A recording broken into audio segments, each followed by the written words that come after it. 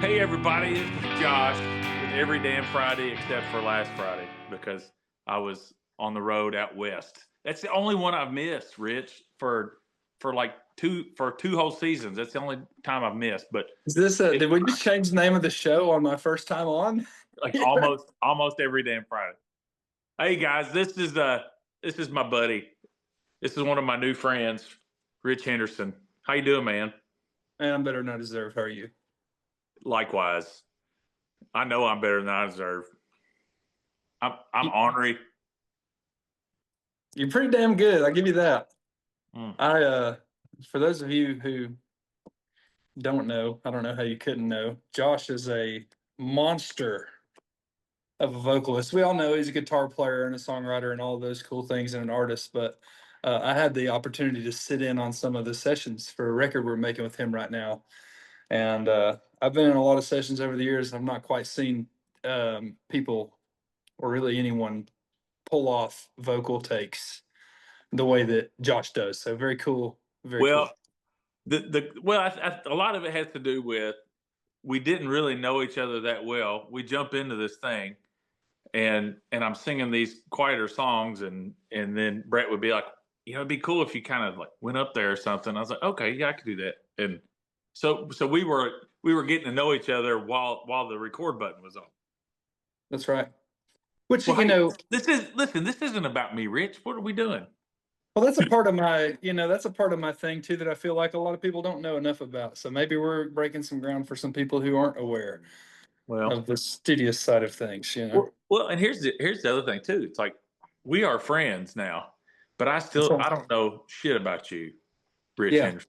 Like I really don't. Like so that's part of the reason why I wanted to do this. It's kind of like I don't know. It's like you show up to work, your first day of work, and you meet somebody that works in the cubicle next to you, and you just get busy working, and like you really know them, you think, and then Yeah. but you go home at the end of the day, and and everybody has their life. So like I don't know much about your backstory, and obviously I know about your music, and I know about some of your endeavors, but part of this for me, well, also you're going to be playing at the barn here in a few weeks, and actually 2 weeks, and I wanted to get this out so that people around here could kind of get a chance to know you too.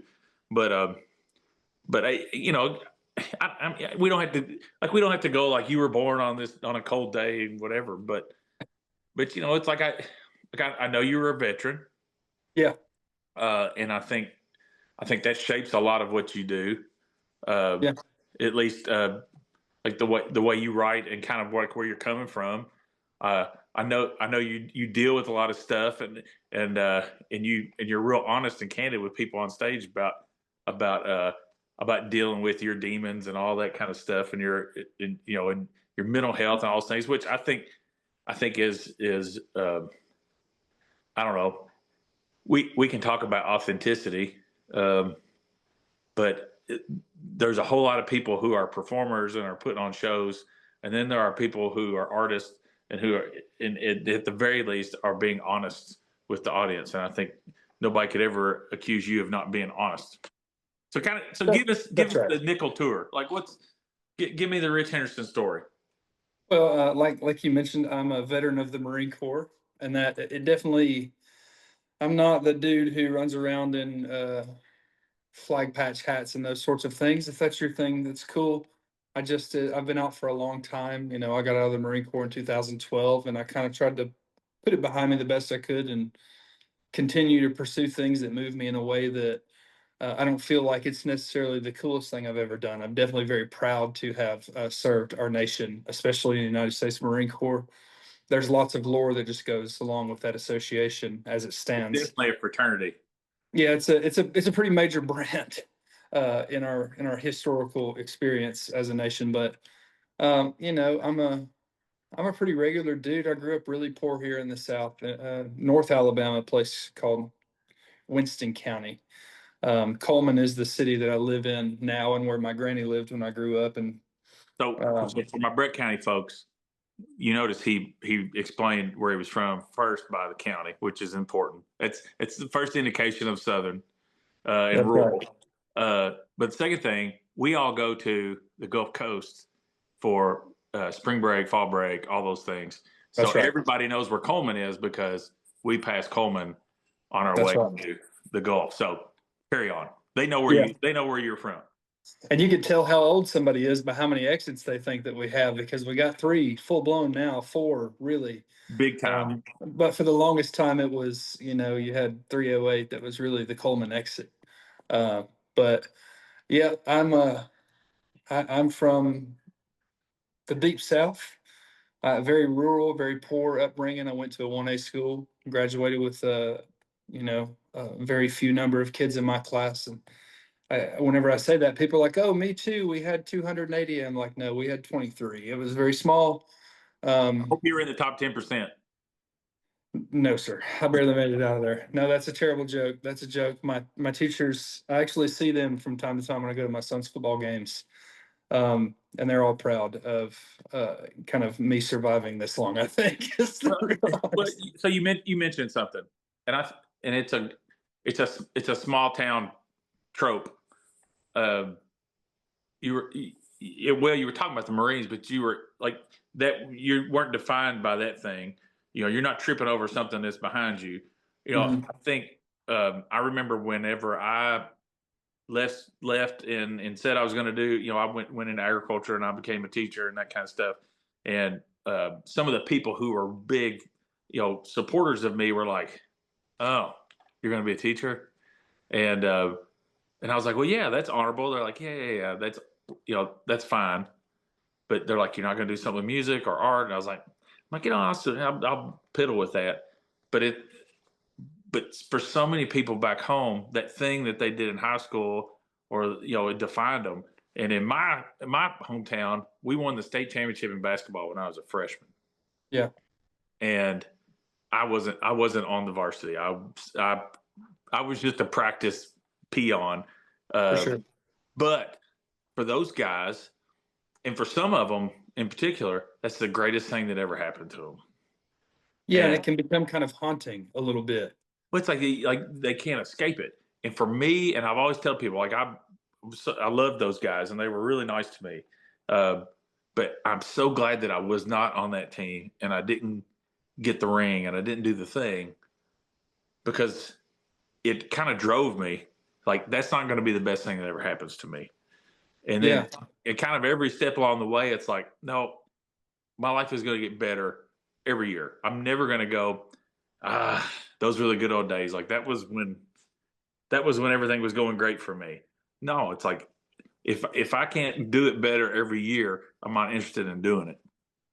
And yeah. and you If you're got you looking, you if give you're me that looking at kind of your vibe golden too. years in hindsight, that's a real tough spot to be in, man. You done something wrong along the way, as far as I'm concerned, because there's like people always tell you, I'm 35 now, um, and people are like, oh, wait until you're 45 and all these other things, but everyone always acts like you should be in a spot to where you're not having fun anymore. It's like, dude, my 30s have been the best. I have the most experience and understanding. I'm as level-headed as I've been. We have access to more capital the older you get, if you're Yep. doing things correctly. It's like, dude, the 30s so far have been the coolest times that I've I've had. got a song just for you. It's called 35. All right, I'm When this dropping is it. over, you have to go listen to it. We're dropping it. I'm gonna cut a cover of it. It'll be out next Tuesday. You heard Perfect. it first. Not if Brett's playing drums on it. It's me on the drum tracks. It's me on the drum tracks. I'm I got just a lot talking of about. I saw him in there this morning. He was doing his Outcast drum lesson. He said, I most generally, as far as people are concerned, I would say that when it comes to rolling tape and playing drums to a click, that's my forte, to let me handle it. But Brett learns shit so quickly into a way "Listen, that he masters things that I wouldn't count him out if I went back down there to cut a drum session. He's like, I got this shit done. listen, I'm not teasing him. He's he's that guy. Like I'm always like, hey man, like I can I've got a guitar player buddy that can come knock this out, or you know I've got some. He's like, no, I'm good. Like I know what I want it to be. this is again, I don't want this to be about me, but this has been real hard for me Yeah. because I am a complete control freak and Oh have yeah. been because ever since I've been solo, it's like I've had to do everything on my own. If you And don't, who's gonna do it? right, so Yeah. and it's you can lock I could lock myself in here and just layer track after track after track, and then and even like I can't play drums, but I can play the kick and snare, and then I can go back and record the cymbals, and then I can go back. Like I can build it right, and Dude, there's nothing wrong with that. well, but I'm quick, and Brett is not quick, and Yeah. he's methodical, and he's really he really thinks about it, and he'll where I'm like, just cut it, like that's good, that take was fine. Yeah. I want to get this part right. I'm like, do that in post. Like, what are we, like? Come on, let's go. Like, Dude, we have the best joke about whenever we were cutting fallacies. I did that with a group of players, and we did it live. And we were on take like 64 of Hello Darling. And he was like, at the end of that take, we were all like, as the notes were ringing out, we were looking at each other like, we fucking like, got it. We finally got don't it. nobody make a pick scratch. Don't move, don't move. And Brett was sitting there with his head down. And he, when he listens, he bops left and right to like a metronomic meter. But he was doing it the whole time we were playing, and we were all kind of peeking out of the corner of our eye because he'd wait, like the pocket would push a little bit, he'd stop us and be like, okay, from the top. So we finally stuck the take that had all the juice and the vibe that we needed. We were like, dude, this is it. This is the one that's going to take the cut. And we were just eagerly waiting to see what he was going to say as the producer of the session. And he just looked up and he was like, that was perfect. I don't know if there's anything that I would change about it. Let's run it again from the top. And we were all just like, I want to fucking kill him. Well, But and as a singer, I'm like, I don't want to like you're killing me. Like we can it either was record brutal. 10 songs today, It and was I can brutal. give you 10 vocals with harmonies, or we can do this one song 100 times, and that's all you're gonna get because I'm gonna wear out. That's right. And I was getting there to a point where he told me, later years down the line, he was like, dude, you went there with me to fucking see what we could squeeze out of it. And I like that about you. I was like, thank you. I almost developed some nodes in the process, but Well, there've been a couple times where he has just like been noodling and noodling, and almost to the point where I'm like, you know what, I'm done with this song. Like next song, yeah, and then but then all of a sudden it'll the happen, part comes. and we'll get it, and I'm like, I'm glad I almost choked you, but didn't. Yeah, we've gotten to the place now that like the process we've done on my third record, Machiavelli Misgivings that I'm making there with him. We've started out like I'll have finished songs that I get there with, and then I'll sit down on the drum kit after he learns the arrangement, and then we'll start and we'll just fuck off with the song for 6 or 7 hours until it starts to become that thing none of us would have made it be. And that's what I've learned to love about him because I'm the same way. Like I'll and he'll keep telling me like don't work on these songs like don't fall in love with what you got. Yeah. And we've changed every one of them's arrangement, or we've added parts, or we've taken parts out, or we've changed the tempo, changed the whole vibe of a song from where I would think it would be a quiet, Yeah. soft song, and he turns it into a groove. And I'm just this is if anything, this has been like a lesson in humility and patience and um, trying to not be the mental producer that I have been, where as soon as you write a song, you know exactly how you want it to sound, and That's right. I've had to let that go, which is like I said, it's a good thing he's 6 hours away. It's a very uncomfortable thing at first, and everybody, as a matter of fact, all the artists that we've worked with, I've seen them go through it, and sometimes it gets very challenging for people, and sometimes people with a little more experience, fortitude, tend to kind of work through it emotionally and get to where they can release. And when you realize that it is a collaborative effort, and like the creative collaboration of that effort comes on a productive aspect from him, it's a thing that in my experience, I'm 3 years past release now, nearly, of my debut record, but we made that thing 2 years before I dropped it because I'm a notorious, like, I'll hold on to some shit for, I've got 50 songs recorded and finished in my phone that people may never hear um, right now. See, I'm the 100. I'm the polar opposite. I'm like, let's just go ahead and put this out, and I'll write 10 more songs, and Yeah. then we'll put that out. And who I cares what go it sounds like? I go through this pace because I work at it all the time. I'm always recording in a studio, always somewhere. Um, so I've got about a 3 week turnaround that if I don't have it in preparation to be released, I'm getting better. So in another month or two, I listen back to this other shit and I'm like, Well, and that does well, happen. hang on. Like when you get into like an album and you start putting songs together for it, it does spark like I always end up getting rid of 5 of the songs that I thought I was going to record and replace them with 5 new ones. But Yeah, I guess it's just been for me. I haven't had access to a studio, so it's like yeah, I'm not going to get to record these. I might as well just do these demo style things and just release them because I'll be honest on the record where the one that I put out in February that he ended up calling me about. Um, I remember telling my dad, I don't even know why I'm recording these. I don't know why I'm going to all the trouble putting this out. I don't know why I'm doing singles. I but I feel like I owe it to the stuff to at least, you know, kind of have a process here and see what it does. I said, but you know, nothing, nothing's going to come of this. I'm going to make tens of dollars. And yeah, he's like, you never know, buddy. Like it only takes one song and it could change your life. And, um, and he wasn't always that guy. He was early on like, I can't believe you're going to quit this job and go and like leave this security to go do this stuff. But yeah, he was the one who flipped after a few years. Like I get it. Like yeah, you like I don't have it in me, but I see it in you that you got to.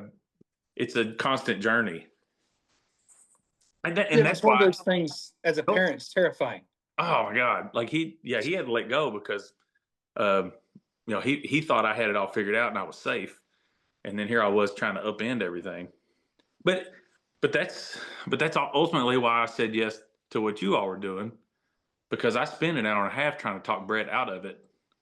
Yeah, I'm like, you don't want to record a record with me. Like, I'm not out there burning up the roads. Like, I don't have a huge following. I'm 45.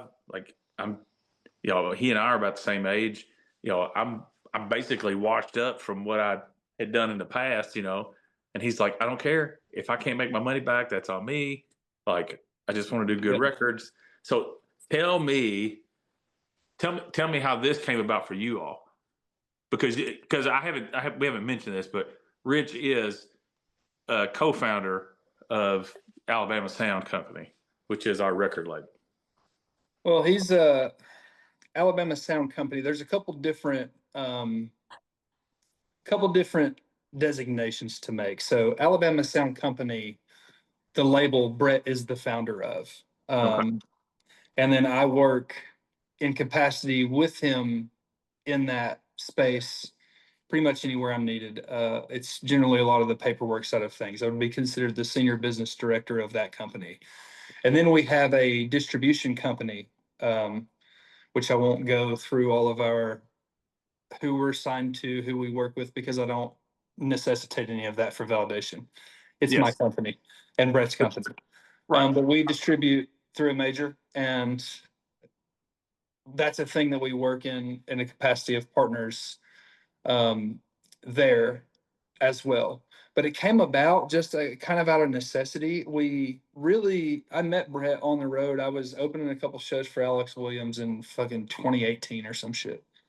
Um, and he was playing a couple one-offs with Alex, and we were the two sober dudes in the crowd. So when we found ourselves in the middle of the county in fucking Middle Tennessee somewhere with a bunch of crazy super drunk rednecks having the time of their lives on a bridge on a county road, we were like people were hammering liquor and doing illicit drugs, and we were just sitting on the corner of the bridge talking about fucking philosophy.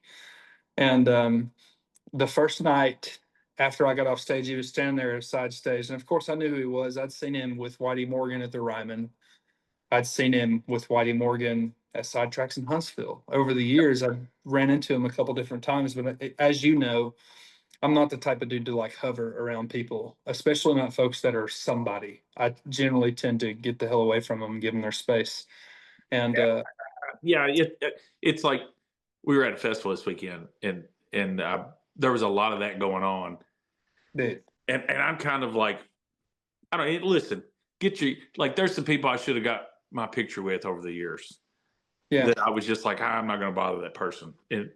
But my cousin Paul used to say, a line doesn't have to tell you they're a line, and that's right. and a lot of times in that alpha male space, the guys who the guys can see through. You know, I can see the other people's bullshit, and you can too. Yeah, But it seems like those people you end up together anyway. that's right. You know, you're kind of like, look at all these assholes. And you're like, yeah, I know. That's how I feel about it. It's like there's enough vampires backstage. I'm not going to be another one. There's nothing that I care to gain from this scenario. I don't. I'm not motivated in this by what most artists are. Most artists want to be, famous and well known and have people know their name, and that to me, frankly, doesn't sound so great. Listen, and people may say this is lip service, and I'm full of it, but like I feel like I have the perfect situation right now. I have a job that I really like, Yep. that is my baseline income. I live here on the farm. So then that job affords me the opportunity to say no to things that are not on my path. Yeah. Uh, but like Dad rode with me, which was the coolest. Like, I'm so glad he went with me. Yeah, Uh, that was really cool to follow along on so social we were too. out for a week. We were averaging 12 hours drives a day, and yeah, it was rough. Like, Damn. Idaho is way the hell out there, dude. Oh Uh, yeah. but but when we got back, I was like, see, Dad, like, this is why I don't want to be those guys. Like, I'm so glad to be home. But I said, if that's what I did, and I wasn't, you know, Zach Bryan, then I'm getting back in the truck and I'm driving another 12 hours tomorrow to the next place, and then to the next place, and to the next place, and And so on until the end of fucking time, and it's right. expected. I And, just and, and what know has been so great about this is that we all just want to make really good records and hope that somebody finds them and it becomes their favorite record. You know, that's the thing. That in short answer, that's how this came to be. Brett and I were on the road together. We have similar viewpoints on that. I'm not impressed by anyone. I'm not impressed by fucking Zach Bryan's success or Tyler Childers or any of those things. I've done and seen enough things in this life to know what's real and what's not real. And most of that experience with like being mega famous or mega fortunate is plastic. That's not what moves me at all. What does move me are meaningful connections and relationships, which is why I'm so authentic on stage. I've had people ad nauseum over the years tell me how I shouldn't be so open about my you struggles. should shut up and quit talking about all of It's your going to stuff. negate me the perfect manager. It's going to negate me the agency deal. Who would expect me then if it was a most major agents wants you to go play 250 dates a year with your band supporting some major act for $300 a night? I it's not a matter of can't do that because I'm actually fortunate in a financial scenario as well, but I won't do that because I value what it is that I do. I'm a very metered person. I'm very intentional. I like you said, your situation allows you to not do the things that you don't want to do, and that's wonderful. I'm lucky to be in this situation as well as it necessitates all of the other things I do with music outside of performance and creation for myself as an artist because I refuse to do the shit I don't want to do. If I don't fuck with a certain person, I'm not going out the hunky dory and next to them on some fucking stage somewhere. I don't care what it does for my career. I've got a keen sense of who people are. When I find out they're shitheads, I'm out immediately. Sobriety has really sharpened that aspect for me.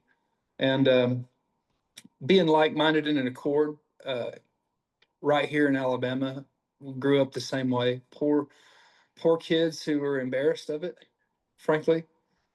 felt like we all deserve better, not just us, but everyone.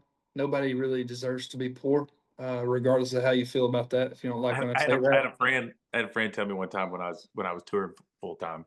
He said, "How's it going?" I said, "It's fun, but I'm broke." He said, "There's no shame in being poor. It's just goddamn inconvenient." yeah, I said, "You're right." it is. And for those of us who've always been poor, it's a thing like you develop a skill set to where you can kind of manage and get by with it. But it's one of those things that he and I've got share a lot of viewpoints and experience, even though about 10 years apart or so. Um, Dude's a huge mentor for me. He's one of the funniest guys on the planet, and he's just genuinely someone that I like to be around. I love the guy. It helps that he's immensely talented. If I ever get to a stopping point about melody or bridge structure, etc., it's a pretty quick text message to get it solved. Um, but it just happened. We're proud. We love the same bands. We're into the same music, largely in part. I'm not a huge country music fan. Shocker to everyone in the But world. so that's the explanation I have to give a lot. I mean, I was heavily influenced by country because that's what my parents listened to. I mean, Dad played the Alabama Greatest Hits like tape in his car constantly for like 2 years. But you know, I I always wanted to write Foo Fighters songs Yeah, and it being a rock band. And but I always tell people as soon as I open my mouth, it sounded like John Anderson singing Tom Petty, and I just couldn't help it. Like that is, and the stories we tell are inherently country. yeah. That doesn't mean it's country music. I mean, I call it country music because it just from geography. Well, But it's a different thing in being where you're from. Like I am a person from the country. yeah, I don't necessarily make country music. I know I've gotten labeled that way through distribution, those sorts of things, like on Fallacies, my first record. And there are some aspects of that music, especially leaning into the American rock and roll vibe that people confuse to be Americana. We joke and call it Americana, like the Vandaliers started saying a long time ago.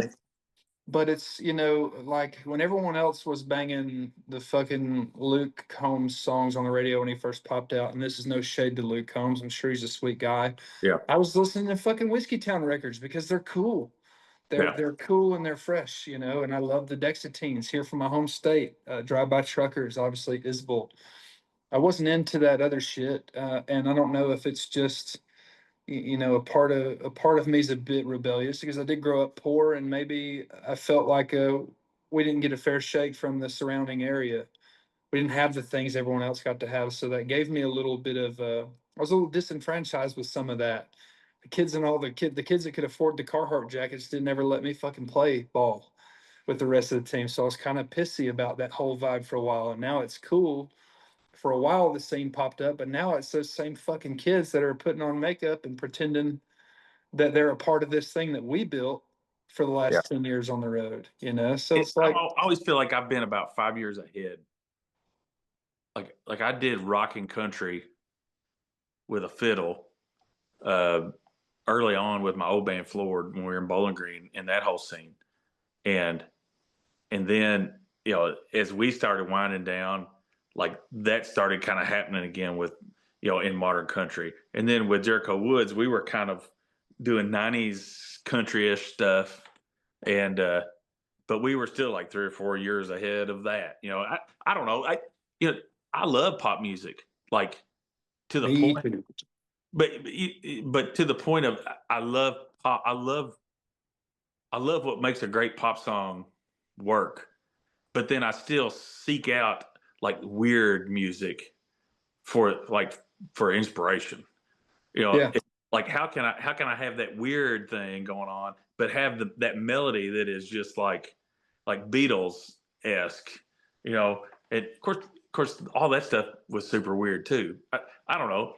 It you mentioned like Whiskey Town, and like I loved uh, uh, Wilco and stuff like that, where they would have this perfectly beautiful song, and then in production they would like destroy it. Yeah, in my that's fucking cool, dude. yes, Let's go. like it was almost unlistenable some of the stuff they would do to songs, but I could still, but the melody was still there, and like, and it was pop to me, and I don't know, I loved Michael Jackson, and I loved, uh, you know, I loved Voice to Men, and I loved radio in the '90s when I was a Oh, kid dude, it's great. because you would have Hootie, and then you would have like Ace of Base, and then Yeah, you would have Crash Test Dummies, and then and then the you'd have Wallflowers. Aerosmith, and or it was like the radio stations were wild then. REM would be right up next to like Bust a Move with MC Hammer on a Yeah. pop radio station. So I don't That know. I was the think that coolest. That was the coolest time though, because everyone kind of, inherently nobody's really just into one kind of thing. I mean, maybe some people are. I don't like to go too far in extremes and speak it, generalize things. But for me, I fucking love hip hop music. I love pop music. I love heavy metal music. Um, I love blues music. I love bluegrass fucking music. Nothing turns me into the pure honky that I am in my core from my surroundings than hearing a motherfucking Route 5 and some couple part harmonies jamming down. Dude, I'll tear my shirt off and run around this motherfucker half naked. somebody I love it. start slamming that wrist. I love it. I love it. I love it. I don't play it. I don't want to make bluegrass records. I've got a lot of respect for the kind of music that it is. It's one of my favorite. It's one of my favorite genres to listen to. I learned to sing harmony with bluegrass music. I'm from Northern Alabama. It was always around. Yeah, One of we the would listen things. to it was always early morning bluegrass in the Yeah, band. Like while everybody else was still asleep, Paul and I would listen to Stanley Brothers, or whatever. He was the aficionado, and then throughout the day it would evolve like, and then it was like just the rabbit hole of you get Prince, and then Tom Petty, and then he would make me listen to the Shags or something that was like I was like, what is this? And yeah, you yeah, know yeah, the Pogues, and then it was always like this never-ending journey of 7 degrees of separation between all these different styles of music. And like if you like that band, then you need to listen to this because that's who they listen to. yeah. And I think for people who are seeking uh, to go back to the authenticity thing, it's like you seek what they sought. You're trying to figure out what was the essence of this stuff these people were trying to do, and then try not to get in your own way. And I get in my way a lot because I think it should sound a certain way because I don't know. If people who, well, I'm not going to generalize either. I don't think there's anything wrong with there being with writing things that have the opportunity and the potential to be commercial, right? Yeah. You know, I want people to love my music. If that means it turns into a financial success, even better. Yeah. But I don't. But I am seeking to affect somebody with it, and it's not just for me. Some of it is, but sometimes I'm like I want somebody to love this. I want this to be the song that they roll the window down and they play over and over and over and over again until the person in the car with them is just like, oh my god, I hate this record so much. Um, I don't know. So I guess there is a certain amount of approval that I'm seeking. That's interesting because for me, and I don't know if it's just because I got all of my validation from my parents as a child. My mom and dad they just love the shit out of my brother and I. Um, I got all that whenever too. I don't know, man. whenever I told everybody that I was going to go try the music thing, they were like, "It's about time. You're miserable doing anything else. Go try it." But for me, it's always been a major surprise to me that I do have the listenership that I have and the fan base that I have that's small but mighty. The people that love my music, they connect with it on a really true and deep level. And for me, all I ever considered when I was making music about it was like what I needed to say, what I needed to express, or I felt like points needed to be made and things needed to be said, and that I had a duty as an artist and a creative to say them. I never expected anybody to hear it. And now that was very freeing for me in the creative side of things because nobody was going to know if it sucked or not. How can you know if you don't fucking hear it? So, If you've um, got 50 songs that you're not gonna let me listen to, well, that's the thing that kind of got a little weird for me. You know, I've got it's not gigantic, but I had, over 1 million spins on one and was like, what the fuck is going on? In the back of your mind, you hope for success, whatever that means, but you don't expect for things to move in a direction to where people move weirdly around you. Now, that wasn't because of just the wild success of my music, but I did have a very large platform, which I do still have. I just have put on ice for a little while that when it started popping off to the tune of 20 million views a month, motherfuckers that did not like me started acting like my buddies out of nowhere to see if they could get featured on some shit. And it got really weird, um, and made me feel emotional in a way to where I kind of pumped the brakes a little bit so I could get my clarity about me and see things for what they are again before I continue on that journey. But I never had any grandiose delusion of, I never thought I would be good enough to do some shit that mattered enough. I just knew, and I didn't think that I didn't either. I just never right? really Yeah. Look, considered it. look, it's kind of it's gross and it's yucky, but and like I've never look, I'm like me playing in a stadium has never entered my brain, right? Yeah. And I don't, and I'm not, and I don't look at this from a like an advertising or a marketing agent, right? Yeah. Yeah. When I'm writing a song, but at the same time, it's like I don't know. It's almost like I'm writing it for people like me, and I'm so I'm writing it for other people, but I am trying to please myself. Still have to And pass your ear test.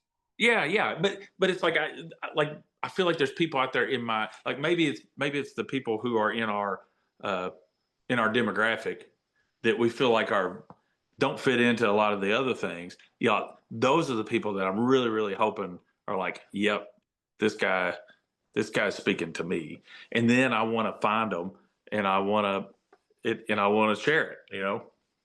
Well, a part of that, the whole super fucking lame torture artist, nobody understands me. I'm so individual shit. That's what, that's the feeling that I always had in my mind is like, I'm not like anyone from around here. I might as well have fucking three thumbs on each hand. I'm so fucking weird, and nobody. You don't go do art for a living where I'm from. It's laughable. That'll Yeah. get you laughed out of the room. And what doing music on a commercial level at what I consider successful. It's done more than I ever thought it would, and provided for me far and beyond where I thought it would go. But what it did is it stripped away some of that I'm so misunderstood and individual. Like, no, motherfucker, there's actually a shitload of people who have been through the exact same thing that you have, and that's evident because they've connected wildly with the stuff that you ripped out of your own chest and put out for people to listen to. Are you surprised uh, with the songs that people choose to like out of your body of work? Like sometimes people say, "Man, I really like that one song." I'm like, "You like that one?" Yeah, Like, it's very strange because I have the best track record. do you rank your songs? Like, I think I subconsciously like be like, "Well, this is my best song," and then this is like number two and three, and this one's okay, but it's down here. But sometimes that's the one that people are like, "Man, that's like I love that." And I'm like, "You like that one? Okay." My favorites are usually the ones I write for my friends. A large role of mine at the sound company is writing songs when folks aren't quite there with what they bring. You know, that's one of my favorite things to do. But I've found that I have the best track record in the industry when I'm choosing whose songs are the best for another artist. I can tell you what your best songs are. I can tell you which of your songs are going to be successful. I've got a sixth sense with that. But as far as the ones that I think are going to go, the only time I was ever right with that was Finally Coming Around, and that song I knew the verse and chorus melody as soon as I heard it. I wrote it in a fucking hotel, a old historic hotel and steakhouse in a corn town in Missouri. I knew immediately that's going to be the one everyone grabs onto. Do you like? Do you immediately feel like you stole it from somebody when you come up with something great? Um, I have that gift of garb to where I can tell you exactly all the songs that are similar. And Brett gets fired up with me in the studio all the time because he'll show me something or somebody will come with something. I'm like, that's sick, but that's also this song, this song, this song, and this song. And everyone's like, God damn it. But it's not in a way that's like plagiarism, you Right, know. right, yeah, it's influence, and it's it just because you listen to music, you're gonna pick up on things, and then there's only 12 notes, so That's right. but I steer but no, some myself away from it while it's happening because every song that I start with in my process in the beginning, when I start with a melody, I immediately realize where I stole it from. So what I do then is I intentionally make it not that in a yeah, way that I I've done like. that. Yeah, You know, and sometimes I don't care. Like there's a reason why that chord progression works, or if you're or talking about progression, there's you're not copyrighting progression. Go fuck yourself. yeah, yeah. That's a But different even thing. like sometimes little song ideas or little lines, I'll be like, I got to Google that because I know I'm ripping this off from a song that I've heard a million times. I'm just not realizing it yet. The But usually I'm wrong. usually the melody or the counterpoint, like whatever part you're humming, you know, that's where people I've found I redirect artists in that way when I'm writing with or for them, out You're of those going types you're of going things. very Isbell right now, or you're going, or that's Yeah. you know But there's a couple records out right now that I would love to have been able to get given the opportunity to steer them away from that beforehand. But neither here nor there, not my Mhm. circus. But you know, it's one of those things that we have a sense of the key signatures and we've all heard the songs, especially the mega hit songs. The biggest thing about it is coming from a real place of inspiration. We're talking about programming drums and stuff. With me being a drummer, I feel like no one can give me shit about programming drums because I can fucking play it pretty much Yep. anything. Um, And if it like I've used program drums before because they did exactly what I needed them to do. that's right. I'm not gonna program drums that I'm trying to pass off as real drum takes. I'll just take those because it's much easier. Anybody who's ever quantized anything uh, in Pro Tools can understand that you just sit down and take a couple shots at it. It's much easier to roll the tape. But Yes. I've been working on this project. I won't name the name of, but um, a full blown pop rock thing that I've been getting into pretty heavily. Lots of synth pads, vocal layers, programmed drums. You know, alongside my solo artist Rich Henderson stuff, this will be a totally separate release and record coming up with subsequent records. I've got a bunch in the All right. can. Well, we're gonna have to talk about this off camera then, because Yeah, you haven't told me about this. yeah.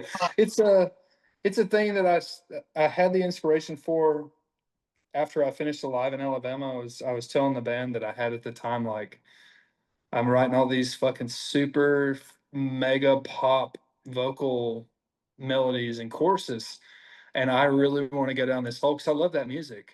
I've had Kelly Look, Clarkson since you've been gone, banger. Go fuck yourself. You yeah. know Look. what So I mean? It's amazing. if you go to my discography, there's my album Color Shift is a rock record. Like I AB'd Butch Walker and Foo Fighters, and Yeah, I've got Rami Jaffe from the Foo Fighters playing keys on it. I got yeah, a Nashville guy to produce rock drums because I was the same thing. I had all these songs that I'd written that were not country songs. They were not singer songwriter songs. They were they needed to be big and anthemic and have lots of guitars and big drums, and I don't think that's there's anything right. wrong with that, man. I love it, and it's one of those things that with me, I play a lot of different shit poorly, but I play it all. And when you have access to recording studios or gear of that nature, you can take it as many times as you need to. And I've been doing everything essentially by myself with help of my buddy, Daniel. Daniel's Yeah. an engineer, a hell of an engineer in his own right. But I've been making these crazy, huge arrangements. I'm talking 11 guitar tracks Hey, look, in a wall, pan, some of them are panned right and left, and then you have some that are like three-quarter minus panel 50 here and ends. plus 50 and minus 45 and plus and then 45. we're and then we're doing automation to where we're picking them out of different parts of the song. We're swapping pads. It shit's getting real fucking far out there. I'll send you some shit. You're gonna like Yes, it. I know please. you will, because it passed my test. I was like, when I finished this, I sent it to my buddy Jason Parton. You know Jason Parton with Yeah. the Oh farm. yeah. He's one of the Laurel Cove cats, Oh yeah. and he's a bluegrass picking country boy, big beard having, sweetest man in the world. I sent it to him, and he told me, he's like, brother, straight up. At first, I thought you was fucking with me. I was like, what the hell did he send me? He's like, I gotta be honest with you. I really like this shit, dude. I was like, yeah. Look, Because we're talking about electronic drums in the beginning, synth pads, not some shit you would expect from Rich Henderson, but it's very real to me, what I love, who I am, look. you know. If I put out if I write a song that sounds like the last song that I wrote, I'm generally disappointed. And Yeah. if you say, well, it sounds like your other record, then that is going to offend me. Like it'll make me mad almost, not at you, but it'll be like, oh, yeah, that sounds like that other stuff you did, or that song reminds me of this song, and you're like, You're like you feel like you missed the mark a little bit. yeah, because As an it should be artist, changing. that's a thing that like my debut record Fallacies did very well for like a zero budget, no marketing ass debut record. We just put it out. Everyone who knows me and people that are fans of mine understand that I'm generally make a statement. I don't like hanging fucking carrots on a string in front of my fan base's face. I take our connection way more seriously than that. It feels gross to me, and I just like to drop stuff. I put out Alive in Alabama. I said I didn't say anything about it actually. The day before I dropped it, I let everybody know it'd be out at midnight and that I loved them and I appreciated them hanging around and waiting on a record. And that's a record that me and the band put, and my friend Robert Shemp put a lot of our time and energy into. It's not easy to make a record. It's not cheap to make a record. It's not without the toiling of many talented people. Unless you're crazy enough to do what I've been doing with this pop stuff and this other project, and just doing every single part by yourself. Because Just put your headphones on and close the door and sit there I'm in a front of your computer. I'm a glutton for punishment. I'm lucky to have Daniel with me because I get to tell Daniel. He and I have been doing this thing since we were kids, and we have a producer to engineer understanding to where I can be like, I need this jongly ass guitar part's not jongling enough for me. I need more of it in this frequency range. And he'll go find something and say, what about this? And I'm like, okay, pull that up. Now let's fuck with the compressor on this, etc. But so he's been there every step of the way. As crazy as it sounds, most sessions get rolling at about 5 in the afternoon, don't stop until 3 in the morning. But he and I get to work at 7 a.m. Honestly, I'm more of a like, let me have my cup of coffee and let's go. That's right. Wake up, get my workout in. We drink, or I drink a little coffee, show up over there, and we get to work with it. I've been starting. I'll save this conversation for off the record. I don't want to give out too much of this shit 'cause it's gonna be pretty wild. But I am gonna have some homies come along and guest sing on some of these songs. So I'm gonna kind of do. Anyway, we'll talk off the record about There it. you 'Cause I go. don't. Hey, well, look, send me some stuff. I'm excited about it. I will. Let's talk about. So I'm finally getting you up here in Kentucky at the barn here in a couple Yeah, man. weeks. Uh, we're gonna have Philip Bowen also. Super nice guy. Uh, I I think in the conversation I've had with him, he seems like one of our kind of guys that, like, he was in the corporate world, and like, and kind of, it was, that life was not fulfilling, and I think he's smart too, where, like, you went to Berkeley School of Music, you bring that acumen to, the music business side to it, where I'm not very good at that. And but I think Philip is, and I think he's figured a lot of that kind of stuff out.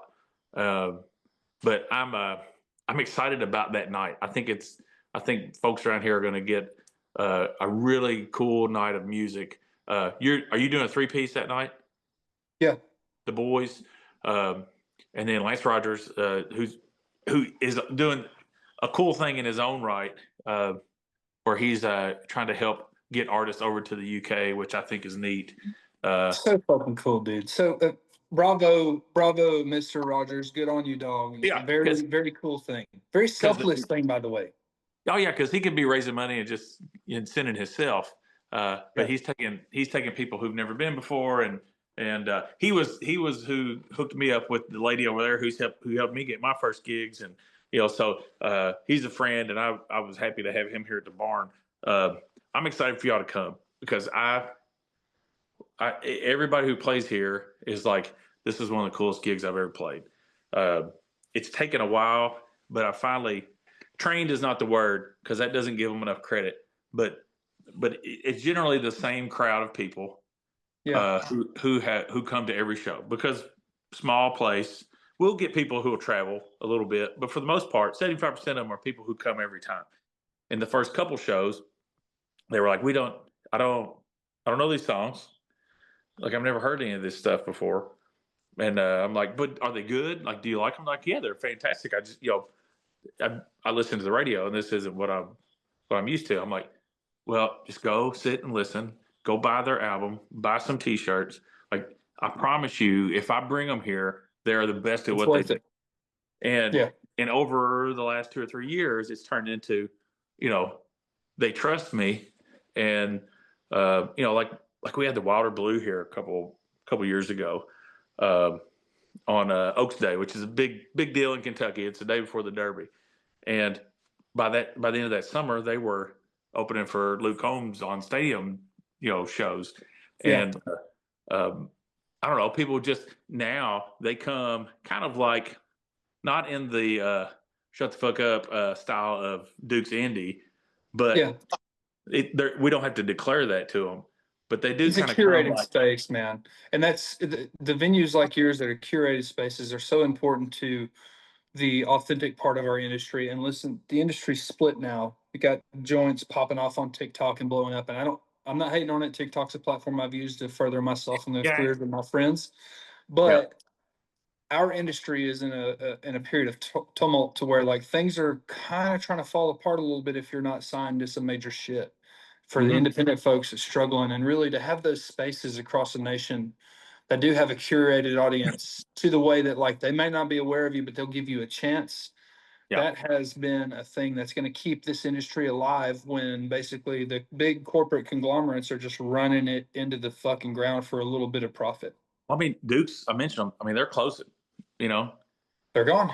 Yeah. I mean, I never even got to play there. It's uh, and a lot of, and I feel bad, um, because I know that those are the type of joints that would give me a shot. Yeah. That's right.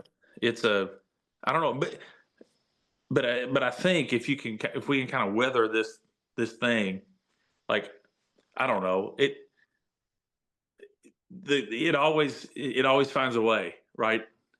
The good stuff always finds a way to continue. And then there's Well, honorary bastards. you got those of us that are lifers, man. It's like, listen, this thing is going to go through booms and busts, and you got a whole bunch of kids that jump in for a little bit while the getting's good and easy, and then shit gets hard, and they go back to their fucking day jobs, and that's cool too. But you got those of us that this is what I do. This is what I'm going to do. It's who I am. I'm not putting on a costume to go perform. I don't wear masks on stage and act like somebody I'm not. And it doesn't matter if I'm doing it in fucking house shows or if I'm making records in my room by myself, post apocalyptic America where there are no live music venues. This will still be what I'm doing. So, I'm not the only person who operates that way. Just like you've managed to continue a life with a day job, but you're still at your core, you're still making art, you're still Hey, creative. I'm going You've got a 100 miles an venue. hour. Yeah, you got a venue that you're curating. You and your dad just went across the fucking country in a truck. That is the most American troubadour shit of all time. It's cool. And I think we can sit around and focus on how tough things have become over the last couple of years, or we can look at some of the other things that have gotten uh, marginally easier. The creation of music, it's a lot easier. The access to the technology to learn how to do shit. The availability of people who are willing to mentor you and the access to those people, you know. Well, so that's my thing with Alabama Sound Company.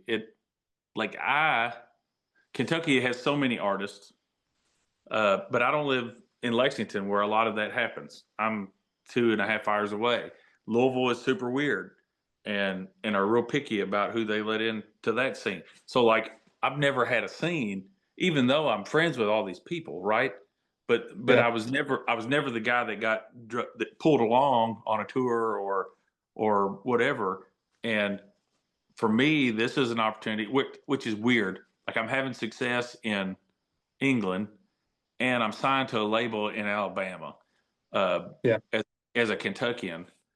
But what I'm really looking for is a community of people, and I think what what we're creating there is like if we do it right, like you're kind of building a little small.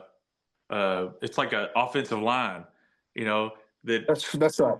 that we're all going to kind of push each other, down the field. And it's not going to be a 75-yard punt return. It's going to be, uh, you know, 5 yards here and 2 yards there and 10 yards Well, here. being an Alabama fan for all these years, I live on the mantra that Nick Saban carried on with him. He said, "Go out there and make their fucking ass quit. I don't care about explosive plays. I'm in this thing," and that's the same mindset that Brett has. I don't want to. I don't want to be a flash in the pan after 3 years and be fucking hunting a day job and four more.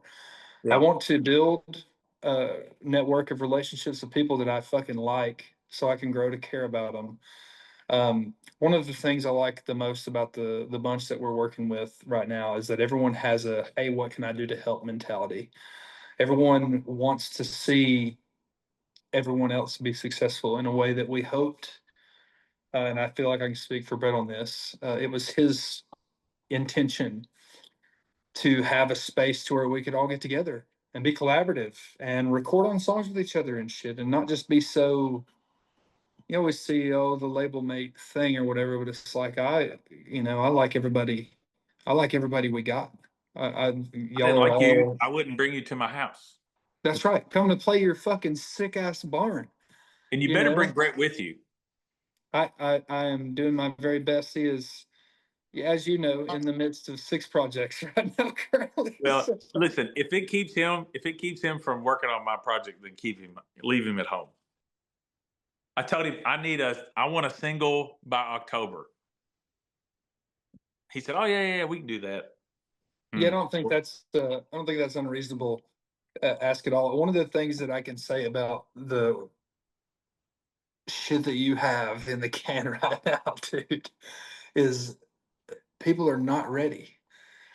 People are not ready for the turns some of this is going to take, the way that some of this feels as classic as you've always expected it to, but fresh and brand new in ways that are cool and exciting. Um, Overall, the groove factor, and as a drummer who played on the record, the groove factor of this work so far at this point is as tough as any that I've heard. Well, And I needed help with really that a because I have. true real chance to get, in my opinion, this has an opportunity to land in a mainstream consumption as much or more than anything else we're working on. And that was kind of the discussion that Brett and I had when he was like, "Hey, check this out, Josh Mitchum, Kentucky. This is what's about to go down. What do you think?" And I started listening to it, and I was just like, "We got a chance here to tap into some things that we generally wouldn't tap into in a way that's cool and fresh because of the way that you go about those things in your mindset." Like when you look at one of the other artists on the roster, Nikki Diamonds. Nikki Diamonds is a bona fide motherfucking blues man. You know what I'm saying? Yeah, He's a blues he's man. he's And Taj Mahal, man. that's so very different than where we're going with your record, which is so very different from where we're going with BB Palmer's record. Yeah, That's so fucking different from where we're going with Marty Brooks's record. That's so different from where we're going with my record. It's like we are getting to live inspired and creatively but in it has a thread. a similar vein, in a very much so, But you but I know. think but I think it's more of like an attitude. It's kind of like the picture of Elvis and Johnny Cash and Jerry Lee Lewis at Sun Records. You know, like they were doing completely different things. And Roy Orbison, like think of all those people that were on Sun Records.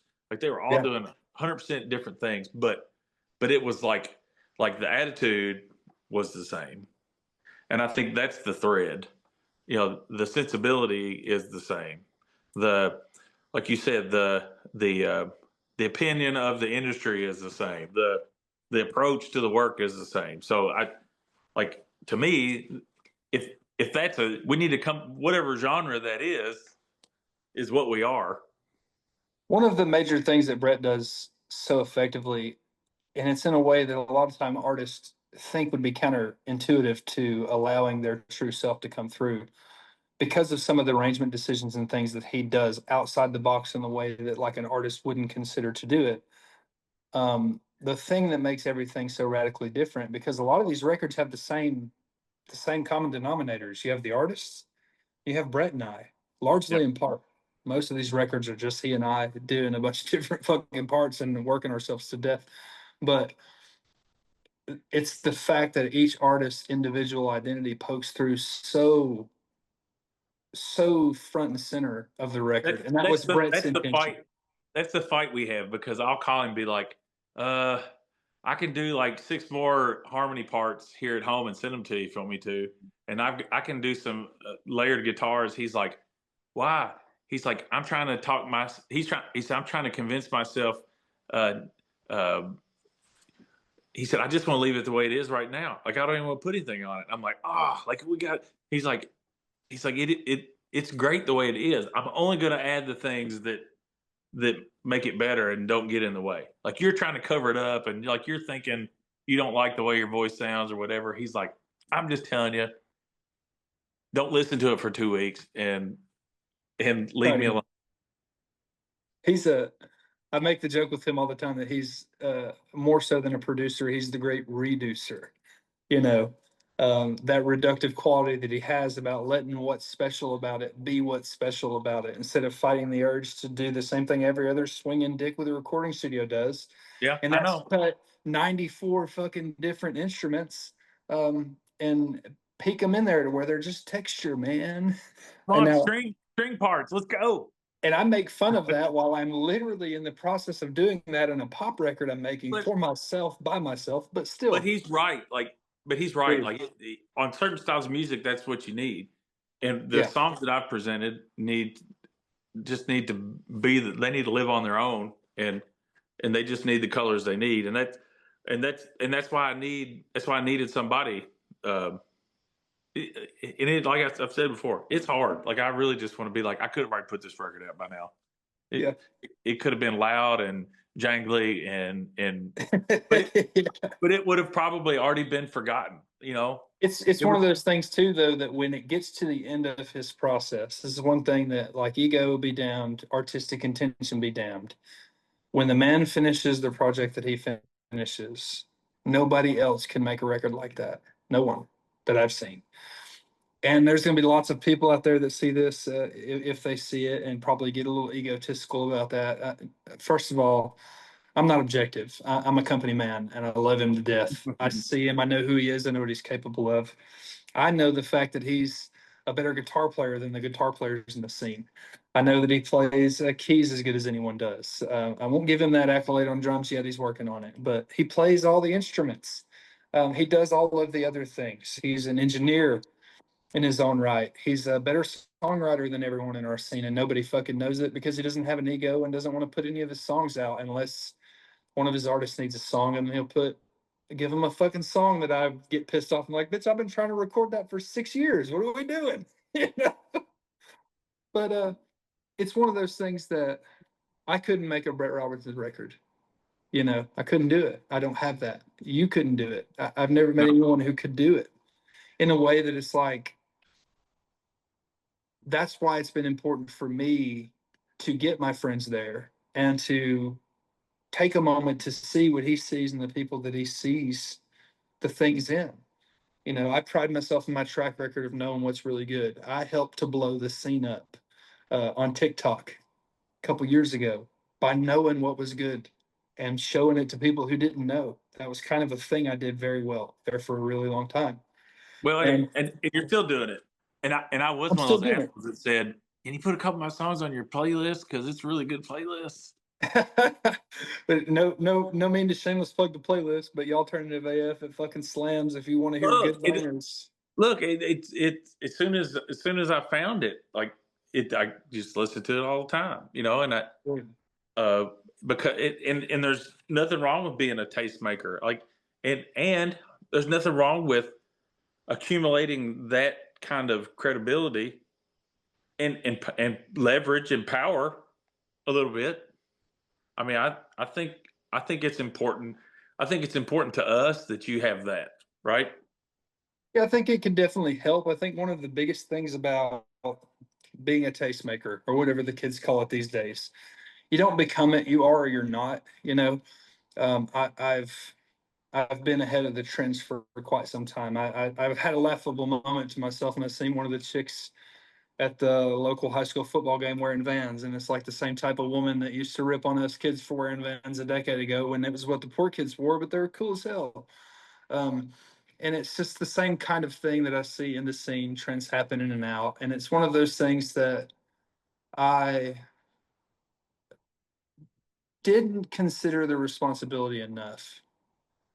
And you don't want to give you want to take that responsibility very seriously in a way that I didn't before. It was all internet, uh, social media laughability to me. Like short form content is not something I want to do. I'm not going to fucking do it for my own music. I don't care. I could, I'm the with my worst. track record, I know how social media works. If I wanted to be a much more successful artist as a solo artist, I could pop off my records on TikTok by posting about them incessantly with absolutely zero emotion, just in the way that I did about the music that I loved and thought was really fucking sick because it was. And I would post the videos, and the same songs would get zero reaction or likes at all until they got 2 million.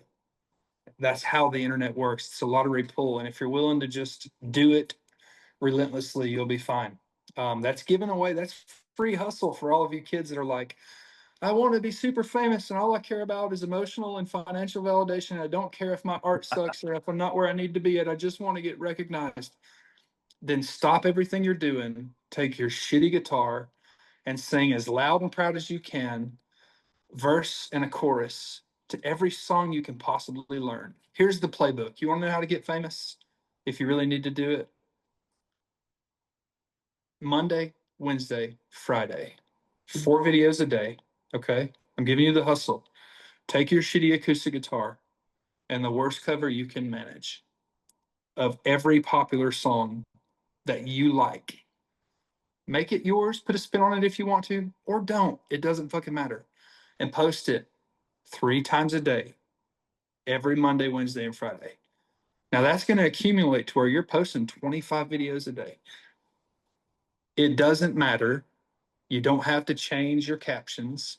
You don't have to do any of those things. Just post it over and over and over and over and over and over and over and over. And then you too can be a 19-year-old college kid with a tour bus and play in stadiums. You think I'm being facetious, but I'm really not. It's that easy. When you've done it, when you've seen it happen, you realize how cheap it is, truly. Now, could it probably get you some money? Sure. I don't know that I would be who I am today had I taken in 2020 and did all of that social media work and just made it about me and blew myself up to a stadium level act or theater level act. Um, I am going to be doing those things for the records that we're making because, Well, part of me has the ego in it because I play on a lot of it and I write a lot of it, but it's not. it's like me doing these things. I'm not get like this. I'm interviewing people that I like. Um, they're going to get tens of views. I invite people to the barn that I'm fans of. It's like I'm. I like being in a creative community that is like a mutual admiration society. Like I want to gain respect from the people who I respect, and if we're talking about validation and like that's what I'm looking for. I want my favorite songwriters to go, man, I really like that song you wrote. Uh, and then I sing their songs when I'm when I'm out in Idaho. I sang Hindman. Like I know that's one of your Banger. favorite songs. You know, I love and it. it's Nicholas like that. Jamerson will go on the record. He's one of my favorite people. Sweetheart Yes, of a human being, genuine, an ambassador for the state of Kentucky. You also be damn proud to have him. For yes, real. but that is like that's the thing, and like and if you can create that kind of symbiosis, in a music community, it's like you're all moving like the rising uh you know rising tide raises all ships kind of mentality of like, yeah, we're all still poor, but we're all still moderately successful, but we're kind of moving ourselves in that together, again down the football field. Well, I've landed in a spot of resignation about like capital assets or whatever. I've gotten to a point of I'm comfortable enough now that wouldn't make a difference in my life if I had $100 million or what I've got now. Look, I can sell my dad and I talked about it while we were driving because we're looking at all these huge farms. He and I Mhm. both own a farm.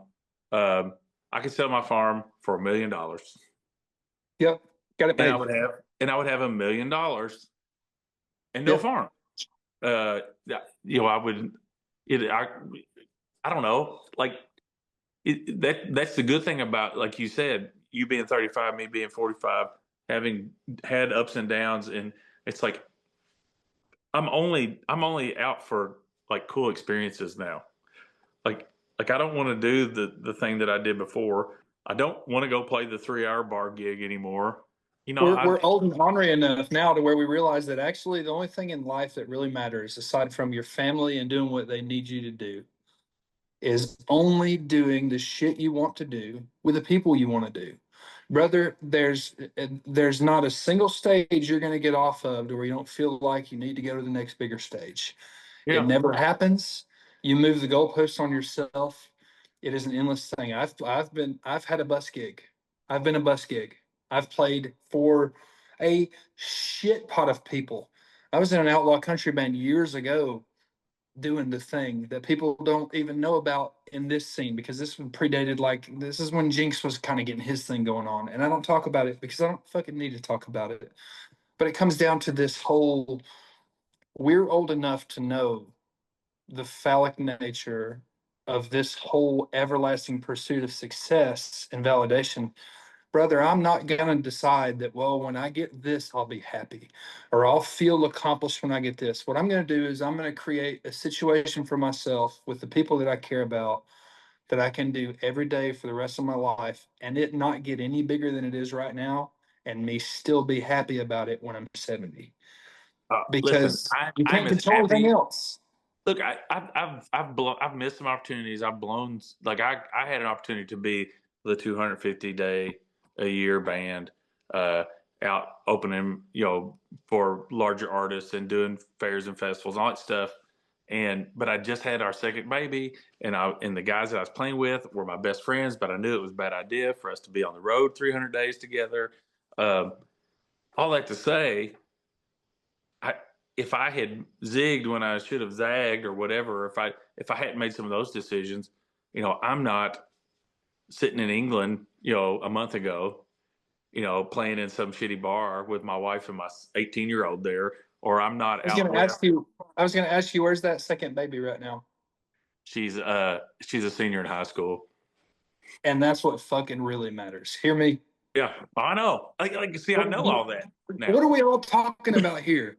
You think about any of the dry erase ass headliner names that are here right now, and I've been in this game long enough to say that I'm going on like my fucking ninth year. So I remember the headliners 9 years ago, or they're gone now.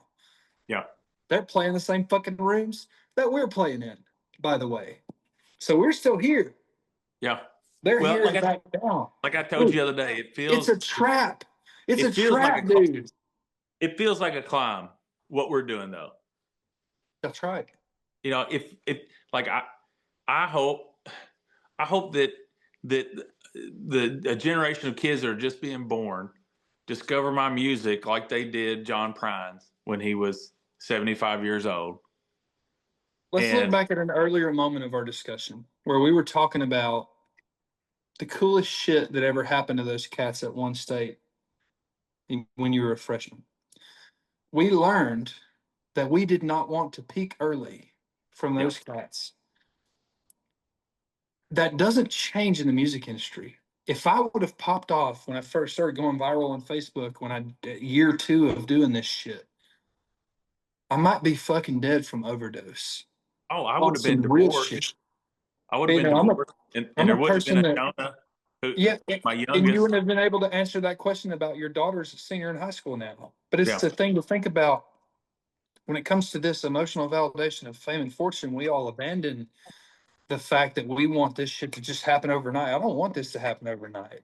I want to build this thing brick by brick. When I look at my heroes, Jason Isbell, for instance, he'll play in stadiums for the rest of his life. He was already in a famous touring band that crashed and burned, started over solo. You understand? yeah, Battled with its sobriety. This, you watch all these cats that fucking skyrocket to fame and fortune overnight, and then a couple months in, they're having to take mental health breaks in their tours. And I feel bad for them. yeah. Because how Because could you not when you you're know, fucking 19 and you get thrown into stardom and now you can't step somewhere without people tugging at your shirt? yeah. Dude, There's no. I'm actually more famous for what I do for a career than my day job than I am for music. and you probably should be because what you do serves the community in a way that's meaningful and it matters. And listen, I'm not going to say that art doesn't matter. I'm an artist and I feel like it does. I had a gentleman text me, uh, he hit me up on Facebook Messenger. And this cat used to come to a lot of shows out in the Midwest. And he hadn't been coming last couple of years. And that's the thing you notice. Some of those fans that kind of life changes and they move on about their way. And it's okay because this is my constant. It doesn't have to be everyone else's constant. But he hit me up to let me know that he kind of had a stroke and went into some depressive times. And he's a former service member and he had some friends, a friend of his take his life and he was just in a real dark spot.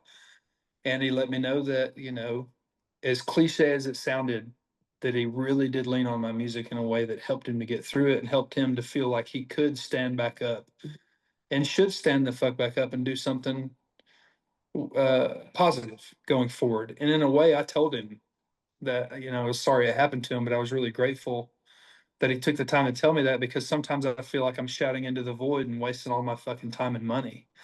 But at I, the end of the I, I day, was the last guy on the stage, on the second stage, that was facing the opposite direction of the main stage, uh, on Saturday night or on Friday night, and I had a decent little crowd there.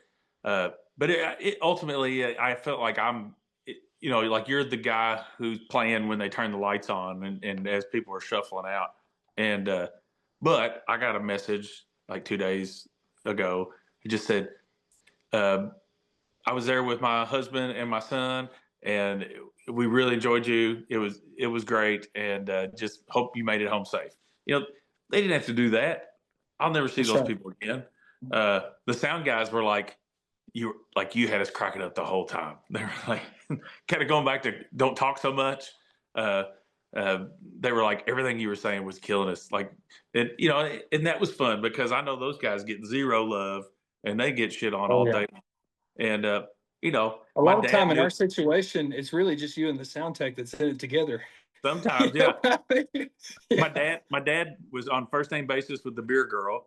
Uh, There you go. it was just like we were there for one day, and I feel like I made 36 friends. And Yeah.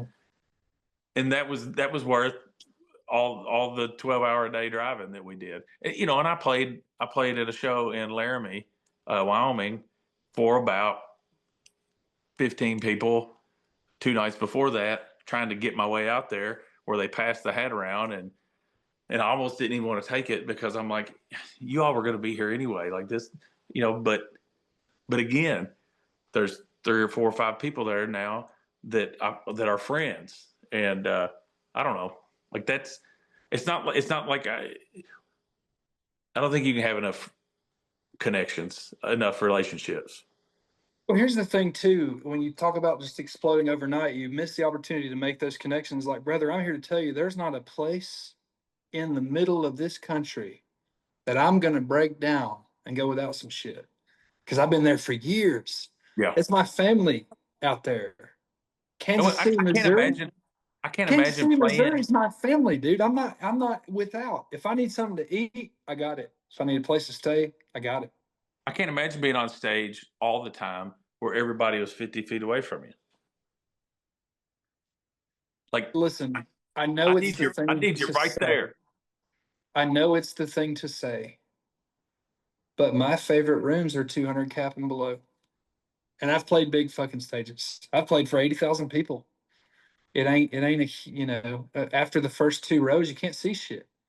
Like for me, I played Hill in Appalachia a couple years ago. And this is more so in the discussion of where we were going just a second ago. That show is meaningful. What they do for the community is powerful. Um, some of my heroes played alongside me, after me, of course, to be very clear, but alongside me on the bill. And that was a wonderful thing. But probably the most impactful experience that I had was bopping around out in the crowd afterwards and people talking to me about their journey with sobriety because I'm sober too. And I'm not afraid to say that on a microphone. And it's like, dude, the juice you squeeze from this experience on this earth has very fucking little to do with the moments when you're standing on stage saying, look at me, Yeah. you know? And it's one of them things that, like, when you're on the road, the performance is the least amount of time that you have. The travel, being in the van with the dudes, those conversations that you have, the lifelong friendships that you make, um, all of the philosophical discussions and considerations you haven't been down that you'll stumble upon, finding out that everybody's the same as you everywhere you go. There's so much, we're so much more alike than we are apart. Um, Anywhere that I've been, that's been the case. And that's really for any of the cats that just, oh my God, I need to make a billion, trizillion dollars and be super fucking famous. Okay, I warned you. Every time I've gotten a raise, my wife has figured out a way to spend it. So, Ooh, boy, howdy, ain't that how it goes? yep. So, I could spend any money, more amount of problems. money. I could spend any amount of money on vintage guitars. Well, I saw your new one that you got. I didn't listen. Speak about cool shit that you do. That was a gift. Oh, even better. Yep, a gentleman gave that to me, and I'm generally I don't do that sort of thing. Like I can't go there. Um, I've never felt comfortable with it. Probably has to do with growing up poor. But I went down. This gentleman's got a liquor store, and he's got a series he does called Close on Sundays. And he had somebody there that likes my music, and he's like, "Hey, you should try to get Rich down here." And he shot me a message on social media, and I was like, "Hell yeah, hit me up." So I sent him my phone number. And he kind of told me the deal. He's like, "I'd like to have you down. This is what the budget is, so we'd love to do it." And I was like, "Shit, it's 2 hours from the house. I'm gonna fucking go do this." And I was set to go down there solo. I took the band. We got in this closed ass liquor store on Sunday and hung out all day. He and his brother cooked us a damn steak, and we chopped it up. It felt like they were our second cousins just down the road, you know. And he had that beautiful guitar in there, and I walked in the door, and it was leaned up in the corner. And I was just like, "Oh shit, can I play that?" And he's like, "Sure, whatever, go ahead." And I started playing it, and then I kind of took it and played it in one of the videos that we cut and stuff. And by the time I'd gotten out of there, he was just like, my music connected with him on a level. The songs that I write, and he's like, "I'm not going to do any fucking thing with this guitar that's been sitting here collecting dust in my shop. Go write songs with it." And it's been glued to my hand. I hadn't opened my Gibson case once since I've owned the guitar. Um, I've written 7 songs on it. I've recorded Jesus Saves, my new song, down at the sound company with it. I've recorded various other parts with it for other songs and records. It's been one of those things that just, when I touched it, I was just like, "Oh, there you are," you know? You know, And man. this is what was a gift. The dude was just like, "Hey, man, fucking take this with you." And in my mind, I was like, And this that's the fucking thing has been alive for almost 100 years on this earth in Alabama, floating around. Who, no telling whose old timers, papaws played that fucking thing because those guitars were not expensive guitars back in the day. Yeah, they're you can get them at Sears or whatever. You It's get like them out of the Sears catalog, so nobody really took very good care of them. There's not a lot of them hanging around, and it felt like me in a lot of ways. It's like I'm just a poor old white trash dude from North Alabama. There's not a lot of us hanging around still trying to get after the thing, you know. And, it's weird the confluence of uh of coincidence and serendipity and all that. You saying yes to a gig, going to a place, a liquor store where you yeah, don't drink, and on a yeah. Sunday where it was closed, so they couldn't sell it anyway, and a guy hands you a guitar. Uh, you know, that's its own story. Shout out Alan if you're seeing this. Fucking big ups. Also, the vibes in that place. They pulled out the stops for us, dude. They treat us like we were royalty. You know as well as anybody else knows that myself and you, and probably even Tyler Childers and the biggest names in this game, we all know that we're just fucking regular people. There's not a damn thing different about you or I as there is about Chris Stapleton or anybody else. We're all just people. There ain't none of us impressive. Some of us are good. Some of us are bad. Some of us are a little mixture of both, depending on how you treat them. And they were so kind to us. I had the time of my life, and that's going to be a regular spot for me. I don't care what it pays. I love those dudes. I had a fucking blast, and we're going to go down on Sundays and hang out until there's so many people there that you can't close the door. And then we're I going to love it. open up the windows and do it in the parking lot. By God, Hell yeah. you, dude. That's the Well, spot. man, listen, I'm so excited about what we have going on. I'm excited. I'm glad that you're also making a record and not being completely selfless with this whole endeavor. Yeah, Uh, I'm excited that you're coming to my barn, and I'm I'm super I'm excited about that show. I'm excited to see where this whole thing goes, man. I feel like I've got some brothers on this journey now, and I'm not, even though I'm still out here in the middle of nowhere. I don't feel like I'm completely alone. So I appreciate y'all for bringing me into the fold, and and hopefully it does what we want it to do, and we all can find uh, I don't know, continue our happiness that we're experiencing now. Well, you know as well as I know that this thing is just the same as it is with anything else in life. It's going to go wherever you want to take it. It's up to us to take it there, and we're going to. Yep. And that may the vision for what that looks like may change for individual people as the journey continues to move in a direction. And when you have a type of support system that we've got, we're into supporting those needs and visions for people and with people. So I think it's a thing that I'm proud to be a part of, truly. And I'm grateful and thankful to you for you having me up to the Randall Barn. I had when I announced it and started posting, pretty much every time I say something about it, people message me and they're like, "Oh shit, that place is awesome. We just bought our tickets. We're coming." So I know Awesome. there'll be a couple rowdy folks in there drinking too much and acting a fool, and I can't wait to see them and hug their necks because it's been too long. Well, it's going to be a big neck hugging. Rich, brother, I appreciate you taking some time with me. I know you're down in Nashville for Americana Fest. Uh, People that are watching, go find Rich online. Go to Alternative AF and listen to his playlist. There's plenty of Rich on there, so you can listen to him and all these other great artists. Uh, Website, all that stuff. Facebook, Instagram. He's on all the things, uh, and he's a brother.